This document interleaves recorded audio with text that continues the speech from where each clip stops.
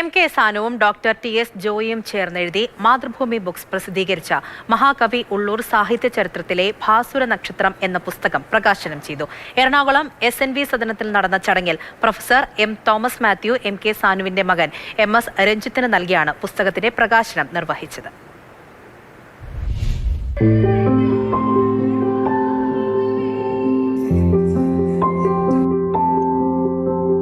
സാനുമാഷിന്റെ 98ാമത് ജന്മദിനത്തോടനുബന്ധിച്ചാണ് പുസ്തകം പ്രകാശനം ചെയ്തത്.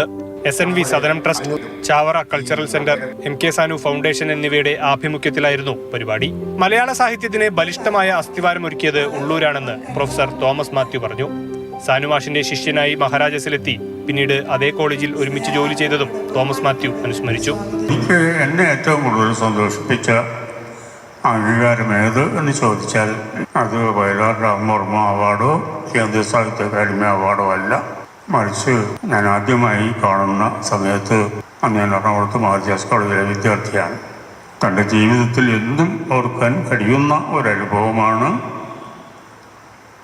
ഈ ഗ്രന്ഥത്തിൻ്റെ നിർമ്മിതി കാലത്ത് സാനുമാസ്റ്ററോടൊപ്പം കഴിയാൻ ജോലിക്ക് കഴിഞ്ഞത് എന്ന് ഞാൻ വിചാരിക്കുന്നു.